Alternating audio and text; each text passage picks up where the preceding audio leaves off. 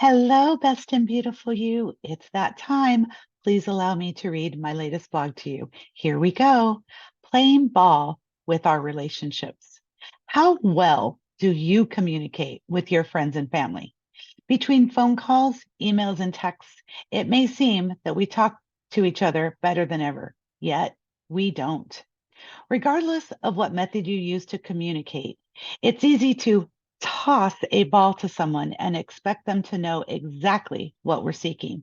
This is not a fair expectation. Last month, I mentioned a quote that I think applies to how well we talk to each other. It comes from Nelson Mandela. For to be free is not merely to cast off one's chains, but to live in a way that respects and enhances the freedom of others. If you have read some of my past blogs on setting boundaries, you know that I learned to say no to people when no was the correct response. Actually, no is a complete sentence. If you do not give 100 reasons why you're saying yes, then you don't need reasons when you say no. This was really hard for me in the beginning. Therefore, these days when saying no, I may also add something like, "Thank you for thinking of me. Unfortunately, this doesn't work for me." This frees both of us from hinting at the maybe and then regretting the choice. Too often, we play open ball with each other because this is something we've learned to do. For instance, I text you and say, "Hey, we need to get together." I may think I started something by throwing the ball in your court. Yet, if you don't get back to me right away, I become imprisoned in my mind as to why I'm not hearing from you. Did you get the message? Did you read it and forget? Are you waiting for me to set the time and place? Are you thinking, okay, yet you really don't want to? Do you see what's happening? Not hearing from you has me creating scenarios that don't even exist. Being specific is liberating. It starts with saying precisely what you want to do. Hey, let's get together. How does next week look? And what is the best day for you? Recently, I had a difficult conversation with a friend.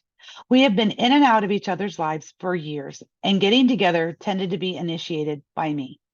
Do you have anyone in your life like this? They always seem happy to get together, yet the ball is always in your court to get it started. Sometimes we want more for our friends than they want for themselves. I think this is one of those times. So, over a meal last fall, I explained to her how I felt it was always up to me to maintain our relationship, and I couldn't keep doing it. I never said about what she did or didn't do. All I could do was speak for myself and throw the ball to her court by telling her exactly what I needed. Over the next few months, we had a couple of events that we participated in together. I tend to take the lead in securing commitments, and as usual, I initiated contact for these occasions. She responded, but that's about all. Again, after one of those events, I left off telling her that I was here if she needed me. By having the conversation and letting her know specifically how I feel, I have backed off and I don't let myself be burdened with wondering what is or isn't going on between us.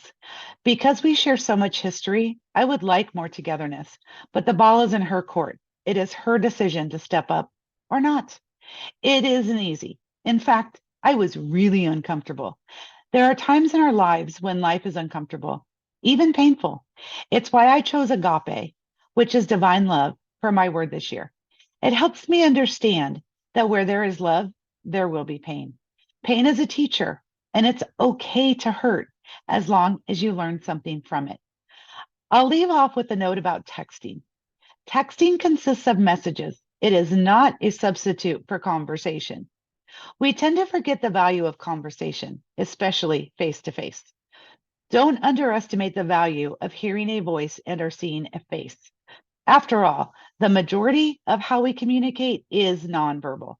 It could make the difference in the number and quality of all your relationships. Having said this, I still encourage you to contact me. I'll put the link below, or phone or text me at 480-684-2866. And when you do, think about exactly what you are seeking. P.S. The friend I mentioned above did message me to schedule a call. And guess what? She called me on time and we talked for over an hour. I hope you've enjoyed, and please be better in your communicating in all of your relationships. Have a best and beautiful day because you are worth it.